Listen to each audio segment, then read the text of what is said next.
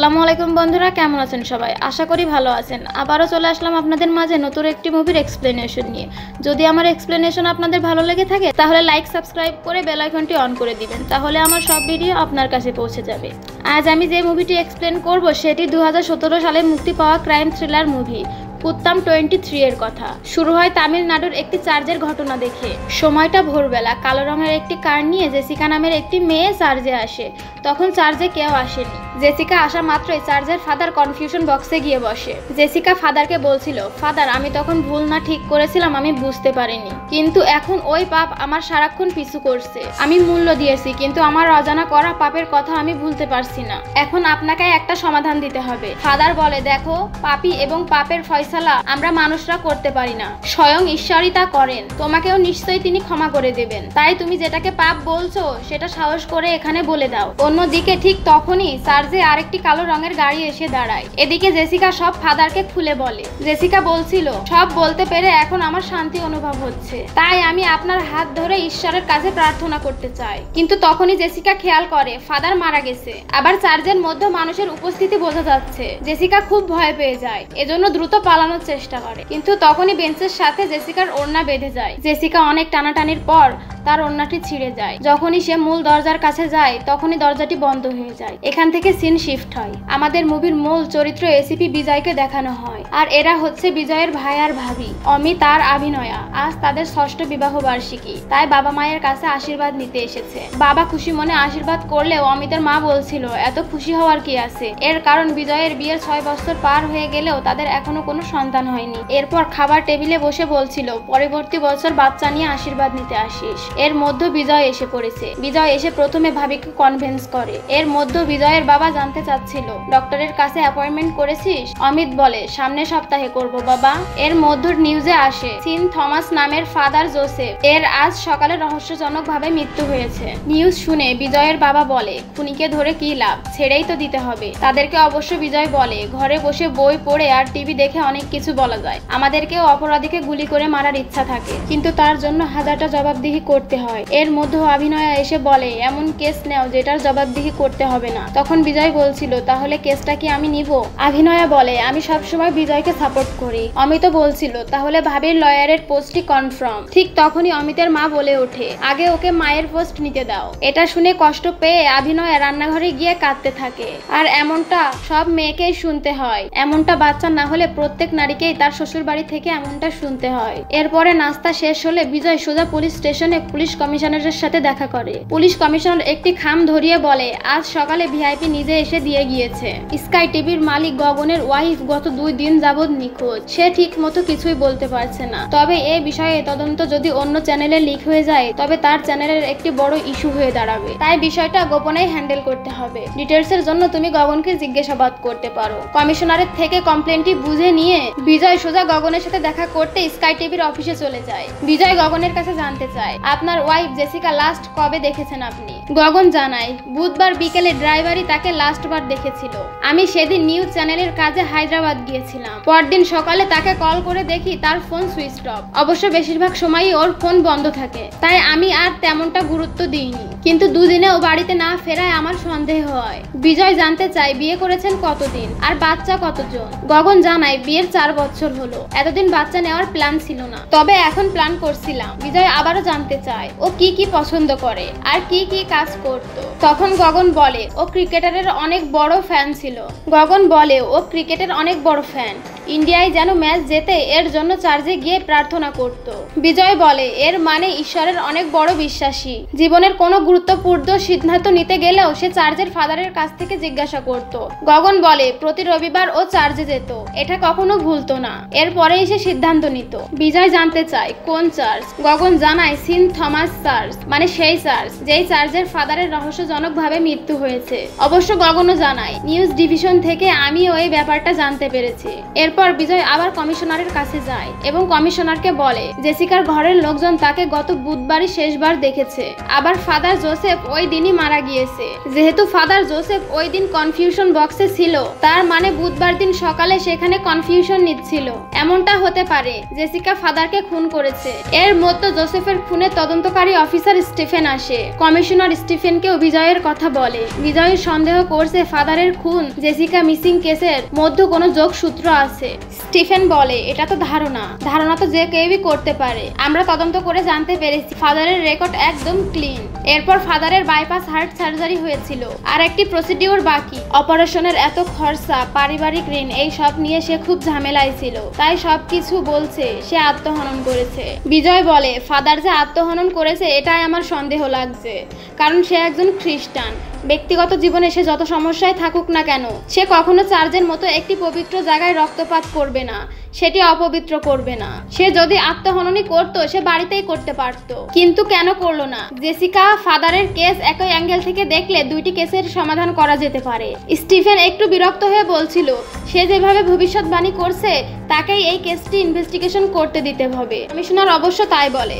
জেসিকার missing আর ফাদারের খুনের case দুইটাই বিজয়কে দিয়ে দেয় এবং বলে দেয় লোকাল থানার এসআই থিরুপতি তদন্ত কাজে তাকে সাহায্য করবে। কেসটি বুঝে নিয়ে বিজয় সোজা চার্জে চলে যায়। আর এই হচ্ছে এসআই থিরুপতি। বিজয় থিরুকে নিয়ে সবকিছু পর্যবেক্ষণ করছিল। তখনই বেঞ্চের মধ্যে আটকে থাকা জেসিকার অন্যের ছেঁড়া অংশটা পায়। বিজয় ধারণা করে তাড়াহুড়ো করে বের হওয়ার সময় হয়তো বা কাপড়টি আটকে যেতে পারে। এই জন্য বিজয় দরজার কাছে যায় এবং দরজা বন্ধ করতেই জেসিকার একটি চেইন পায়। এরপর চার্চের ফাদার বেলম্যান অ্যান্থনিকে ডাকা হয়। বিজয় জানতে চায় যে ফাদার রোজ কখন আসতো। অ্যান্থনি বলে নর্মালি 7টায়, কিন্তু রবিবারে 5টায় আসতো। আবার কোনো স্পেশাল পেয়ার থাকলে সেই দিন 5টায় আসতো। বিজয় বলে ফাদার ওই দিন 6টায় চার্জে ছিল, সেদিন কোনো স্পেশাল পেয়ার ছিল? অ্যান্থনি জানায় তেমন কিছু ছিল না। বিজয়ের কথা তাহলে এত আগে কেন এসেছিল? অ্যান্থনি বলে ফাদারের কোনো পরিচিত ভিআইপি আসতো তাহলে আগে থেকেই কল করে জানিয়ে দিত। ওই দিন আমার বাচ্চা অসুস্থ ছিল, তাই আমি চলে গিয়েছিলাম। কেউ এসেছিল কিনা আমি সেটা সঠিক জানি না, তবে আমি যাওয়ার সময় ফাদার আমাকে মূল দরজাটা খুলে রেখে যেতে বলেছিল। বিজয় তখন জানতে চায় ফাদারের বডি প্রথমে কে দেখেছিল। থিরু জানায় মিনাল নামের একটি মেয়ে, আর এই হচ্ছে সেই মিনাল, একটা স্কুলে চাকরি করে। এদিকে বিজয় আর থিরু মিনালের সাথে কথা বলতে এসেছে। মিনাল এসেই বলে দুদিন আগেও তো আপনাদের সবকিছু বললাম। আমার বাড়ি এসে 2 ঘন্টা জিজ্ঞাসাবাদ করেছে। পাড়া প্রতিবেশীকে কত রকম জবাব দিতে হয়েছে জানেন আপনারা? এখন আমার কাজের জায়গায় এখানেও এসেছেন, কি চান আমার কাছে? আমি তো সব আগেই বলে দিয়েছি। বিজয় বলে আমি ডেড বডির বিষয়ে জানতে আসিনি। সেখানে যদি খুন হয় তাহলে আপনি কিভাবে কিছু দেখলেন না? এটাই আমার সন্দেহ। এটা বলে বিজয়রা চলে যায়। এরপর পরবর্তী দিন বিজয় সোজা মিনালের বাড়ি যায়, কিন্তু মিনালের বাবা জানায় মিনাল স্কুলে চলে গেছে। তখন থিরু বলছিল তাহলে স্কুলেই যায়। বিজয় বলে তার কোনো প্রয়োজন পড়বে না, ও নিজেই থানায় আসবে। যেই কথা সেই কাজ। বিকাল হতেই মিনাল থানায় হাজির। মিনাল জানতে চায় আমার বাড়িতে কেন গিয়েছিলেন। বিজয় বলে তাহলে এরপর থেকে থানায় ডাকবো। তখন বিজয় চেনটি দেখালে মিনাল বলে এটি আমার চেন না, আর আমি ট্রাস্টের ফান্ডের টাকা কালেক্ট করতে মাসে চার্জে যাই। আগের দিন ফাদারকে কল করে তারপরে যাই। সকালে চার্জে গিয়ে দেখি ফাদার অফিসে নেই। তখন কনফিউশন বক্সে গিয়ে দেখি ফাদারের ডেড বডি পড়ে আছে। আমি কি করব বুঝতে পারছিলাম না, তাই দ্রুত বের হয়ে স্কুটি নিয়ে চলে আসি। বিজয় জানতে চায় তুমি কি বের হওয়ার সময় দরজাটা ফুল খোলা ছিল নাকি অর্ধেকটা? মিনাল বলে পুরোটা খোলা ছিল। বিজয় জানতে চায় স্কুটিটি ডান দিকে না বাঁ দিকে পার্ক করেছিলে? মিনাল বলে ডান দিকে। বিজয় আবারও জানতে চায় সাইড স্ট্যান্ড লাগিয়েছিলে নাকি ডাবল স্ট্যান্ড? মিনাল বলে সাইড স্ট্যান্ড। বিজয় বলে তার মানে তুমি নিশ্চয়ই আয়নায় তোমার চেহারা দেখেছিলে, এটা যেটা সব মেয়েরা বরাবরই করে থাকে। বিজয় বলে ওই সময় তুমি কি কিছু আনইউজুয়াল দেখেছিলে? মনে করো কোনো কার বা বাইক? মিনাল তখন ভেবে বলে কালো রঙের একটি কার ছিল।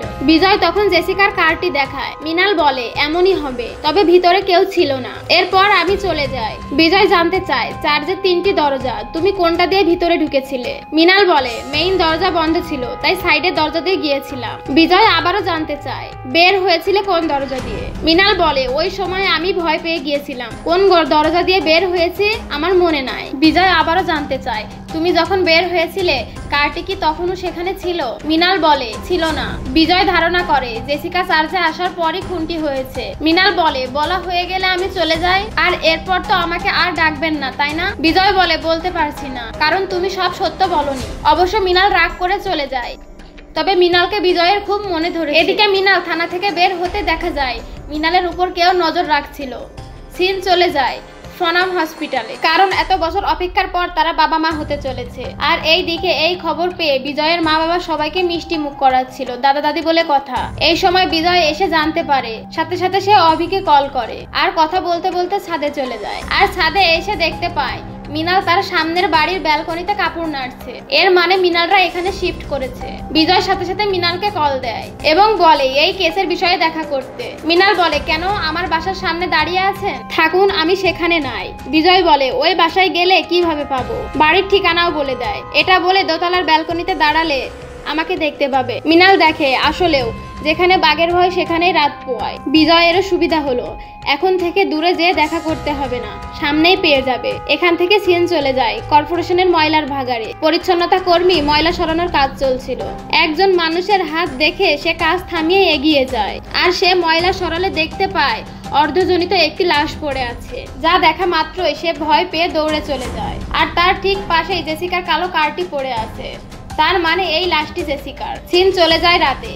খবর পেয়ে police, news, media, forensic department সবাই এসেছে। তবে এখনো জেসিকা কিনা এটা কনফার্ম করা যায়নি। তবে যেহেতু বডিটা ডিকম্পোজ হয়ে গিয়েছিল তাই পোস্টমর্টমের কাজ এখানেই চলছে। সাথে ফরেনসিকের সদস্যরা জেসিকার কার্ড থেকে এভিডেন্স কালেক্ট করছিল।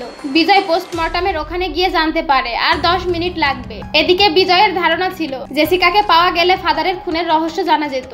একদিকে কনফিউশন দিয়া জেসিকাও নাই, আবার অন্যদিকে কনফিউশন নিয়ে ফাদারও নাই। তাহলে পাপটা কি ছিল? তার মানে দাঁড়াচ্ছে ফাদার আর জেসিকা ছাড়াও কোনো ব্যক্তি এই সম্পর্কে জানতো। এর মধ্যে থিরি জানতে চাচ্ছিল, স্যার আপনি এই কেসটা নিয়ে এত উদ্বিগ কেন? বিজয় তখন একটি গল্প শোনায়। বলে 2009 সালে আমি যখন ইন্সপেক্টর ছিলাম তখন এক ব্যক্তি তার ওয়াইফের মিসিং কমপ্লেন লেখাতে এসেছিল। তখন আমি গুরুত্ব দিইনি। কয়েকদিন পর তার স্ত্রীর লাশ পাওয়া যায়। আমি তখন তাকে কোনো জবাব দিতে পারিনি, কিন্তু আমি চেয়েছিলাম জেসিকাকে খুঁজে বের করব, কিন্তু সেটাও পারলাম না। এর মধ্যে ডক্টর এসে জানায় হাতের রগ কাটার কারণেই জেসিকার মৃত্যু হয়েছে। আরও আরেকটি বিষয়, সে প্রেগনেন্ট ছিল। আর এখানে বিজয়ের ঘটকা লাগে। এখান থেকে সিন চলে যায় অন্য একটি অনুষ্ঠানে। মিনিস্টার বদ্রির ছেলের বউয়ের বাচ্চা হবে, সেই জন্য আজকের অনুষ্ঠান। অন্য সকল মন্ত্রীরাও আসবে, সবাই আনন্দের সাথে কাজ করে যাচ্ছে। কিন্তু বদ্রির ছেলের বউ সুনন্দা বসে বসে কাঁদছে। সুনন্দার শাশুড়ি বলছিল মুখ এমন গুমরা করে আছিস কেন, মুখে হাসি রাখ। সুনন্দা বলে কিভাবে হাসবো, এটা তো পাপ। শাশুড়ি বলে তুই কি আর জেনে শুনে করেছিস? সুনন্দা ওয়াশরুমে যাওয়ার কথা বলে ভিতরে চলে যায়। এর মাঝে রাজ্যের মুখ্যমন্ত্রী আসে, কিন্তু সুনন্দার কোনো খবর নাই। ওয়াশরুমের দরজায় যেয়ে সবাই দরজা খোলার চেষ্টা করে। এদিকে ওয়াশরুমের মধ্যে সুনন্দার রক্তাক্ত মরদেহটি পড়ে আছে, কারণ সুনন্দা আত্মহনন করেছে। তবে অ্যাকচুয়ালি কি কারণে সেটা আমাদের একটু পরেই জানতে পারবো। সিন চলে যায় লাইব্রেরিতে। মৃণাল বই পড়ছিল। এদিকে বিজয় বারবার কল করে যাচ্ছিল। এজন্য এক পর্যায়ে বিরক্ত হয়ে মৃণাল বেরিয়ে আসে।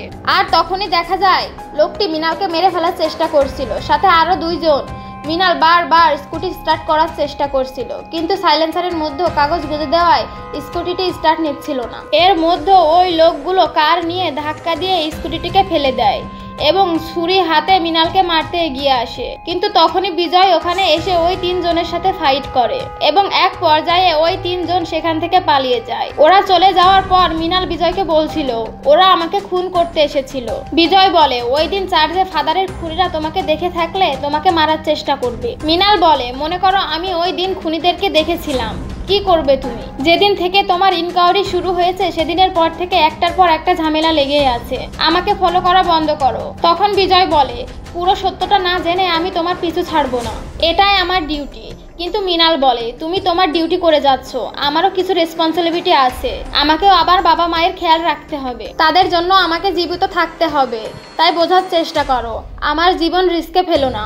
এই বলে মৃণাল কাঁদতে কাঁদতে চলে। এরপর বিজয় ওই কারের নম্বর ট্রেস করতে গিয়ে কন্ট্রোল রুম থেকে জানতে পারে এটা ফেক নম্বর ছিল। সিন চলে যায় রাতে। আমাদেরকে গৌরব নামের একটি লোককে দেখানো হয়। মূলত গৌরবই মৃণালকে মারতে পাঠিয়েছিল। বলছিল ওই দিন ওকে মেরে ফেললে এমন সমস্যা হতো না। গৌরবরা মনে করছিল তাকে ওই দিন চার্জে দেখে ফেলেছিল, না হলে থানায় যাবে কেন। অবশ্য বিজয় মৃণালের সাথে আছে, এজন্য আপাতত মৃণালের ব্যাপারটি তারা পরের জন্য রেখে দেয় এবং ফোনে তার পার্টনারকেও জানিয়ে দেয় এবার তারা মিস্টেক করেছে, কিন্তু নেক্সট টাইম তাদের মিস্টেক হবে না। এর পরের সিন, সকালে বিজয় থানায় যাচ্ছিল, তখনই কিছু একটা মনে করে মৃণালদের বাসায় যায়। মৃণাল তখন জানতে চায় আপনি কেন এসেছেন। বিজয় বলে তুমি যা ভাবছো তা নয়। এর মধ্যে মৃণালের বাবা এসে বিজয়কে ডেকে ভিতরে নিয়ে যায় এবং বিজয়কে বোঝায় মৃণাল একজন মেয়ে। এইভাবে যদি বিজয় বারবার মৃণালের কাছে আসে, পাড়া প্রতিবেশী কি ভাববে? এমনিতেও লোকজন যদি জানতে পারে পুলিশের ঝামেলা হচ্ছে, তাহলে ওকে কে বিয়ে করবে? তখন বিজয় বলে আমি বিয়ে করব, আমি মৃণালকে পছন্দ করি, আর আমি ওর কোয়ালিফিকেশন সম্পর্কেও জানি। ও চাইলে অনেক টাকা বেতনের চাকরি করতে পারত, কিন্তু ও তা না করে একটি স্কুলে শিক্ষকতা করে। আমি ওর এই কাজটাকে পছন্দ করি। আপনি আপনার মেয়ের সাথে কথা বলে আমাকে জানাবেন। এরপর বিজয় বেরিয়ে যায়। এটা শুনে মৃণালও খুব খুশি হয়। আর বিজয় বের হতেই মৃণাল বিজয়কে ফোন দিয়ে একটা কথা বলতে চার্জে নিয়ে যায়। বিজয় জানতে চায় চার্জে কেন। মৃণাল বলে কারণ আমি ফাদারের মৃত্যুর বিষয় সম্পর্কে অর্ধেক সত্যিটা বলেছি, বাকিটা গোপন করেছি। তখন বিজয় বলে ঠিক আছে, আমার মনে হয় জিজ্ঞাসা করা উচিত হয়নি। তখন আভি বলে আসলে বাচ্চা না হওয়ার কষ্টের থেকে আমি এই বাড়িতে অনেক কষ্টদায়ক কথা সহ্য করেছি। মা ও তার বান্ধবীরা কম কথা বলতো না, কিন্তু এখন সব বদলে গেছে। মা, তোমার ভাইয়া এখন আমার কত খেয়াল রাখে। আজ যদি আমার বাচ্চা না হতো তাহলে জানি না আমার কি হতো। তোমার ভাইয়ের সাথেও হয়তো থাকতে পারতাম না। বিজয় তখন ভাবিকে বলতে থাকে এইসব বাদ দিয়ে বাচ্চা হওয়ার পর কি করবে সেই সব নিয়ে ভাবো। এরপর বিজয় পুলিশ এভিডেন্স রুম থেকে জেসিকার কার্ড থেকে উদ্ধার করা এভিডেন্সগুলো বের করে এবং আবার দেখছিল এখানে কিছু পাওয়া যায় কিনা। আর তখনই এই সবের মাঝে বিজয় একটি পেট্রোল পাম্পের মানি রিসিপ্ট দেখতে পায় এবং ওই পাম্পে সিসিটিভি কালেক্ট করতে বলে, কারণ যেদিন জেসিকা খুন হয়েছিল ওই দিন কারের ট্যাঙ্কি ফুল করা হয়েছিল। এজন্য বিজয়রা ওই পাম্পে গিয়ে সেই দিনে দায়িত্বে থাকা স্টাফদের সাথে কথা বলে। তাদের ভিতর একটা লোক রিসিপ্ট দেখে জানায় ওই দিন কালো রঙের একটি কারে সে তেল দিয়েছিল। এরপর সিসিটিভি বের করা হয় এবং সেই কালো কারটি দেখা যায়। অন্যদিকে মৃণাল তখন ব্যালকনি থেকে কাপড় সরাচ্ছিল। মৃণাল তখন ওই কারটিকে দেখতে পায়। কারটি ঠিক মৃণালদের বাসার নিচে এসে দাঁড়ায় আর কার থেকে গৌরব নেমে আসে। বিজয় সিসিটিভি থেকে গৌরবকে দেখতে পায়। মৃণালও গৌরবকে দেখা মাত্রই ভয় পেয়ে বিজয়কে কল করে এবং বলে আমি ওই দিন চার্চে যাকে দেখেছিলাম ওই লোক কার নিয়ে আমার বাসার নিচে এসেছে। এমনকি ওই দিন যে লোকগুলো তাকে মারতে এসেছিল সে লোকগুলো আছে সাথে। বিজয় বলে তুমি ভয় পেও না, দরজা জানালা বন্ধ করে দিয়ে দরজার সামনে বসে থাকো, যে আসুক আমি না আসা পর্যন্ত দরজা খুলবে না। বলে একটি বাইক নিয়ে বিজয় বেরিয়ে যায়। কিছুক্ষণের মধ্যেই বিজয় সেখানে পৌঁছে যায়, কিন্তু এতক্ষণে গৌরবরা এখান থেকে চলে গিয়েছে। বিজয় অনেক খোঁজাখুঁজি করে, থানা থেকেও লোক চলে এসেছে, তবে কাউকে পাওয়া যাচ্ছিল না। তখন বিজয় বলে সত্যিই কি তারা এসেছিল, না আমাকে ডাকার জন্য প্ল্যান করেছিলে? মৃণাল বলে আমার চিন্তা হচ্ছে আর তুমি মজা করছো। তখন বিজয় বলে চিন্তা করো না, তোমার জন্য 2টি সিকিউরিটি রেখে দিয়েছি। তোমার কথা সত্য কিনা জানি না, তবে এসেই যখন গিয়েছি এক গ্লাস ঠান্ডা পানি তো খাওয়াতে পারো। তখন মৃণাল বলে আমি কেন দিব, তুমিও অন্যদের মতো ক্রিমিনাল চলে যাওয়ার পরে এসেছো। বিজয়ও তখন বলে আমার বাড়ি তো এখান থেকে অনেক দূরে, তাই না? তুমি না দিলে কি হয়েছে, আমি নিজেই খেয়ে নিতে পারবো। এরপর বিজয় নিজের বাড়িতে ঢুকে ফ্রিজ থেকে পানি বের করে খাচ্ছিল। তখন বিজয় খেয়াল করে আগে থেকে রুমের দরজা খোলা ছিল, তাই একটু এগিয়ে যেয়ে দেখে। তবে সে যা দেখে তার জন্য সে মোটেও প্রস্তুত ছিল না, কারণ ফ্যানের সাথে আভির বডি ঝুলছিল। তো বন্ধুরা, মুভিটি কেমন লাগলো কমেন্টের মাধ্যমে জানাবে। এবং মুভিটি অনেক বড়, এজন্য 2টি পার্টে খণ্ডিত করতে হয়েছে। তবে দ্বিতীয় পার্ট খুব শীঘ্রই দিব। দ্বিতীয় পার্টের জন্য অপেক্ষা করুন। আল্লাহ হাফেজ।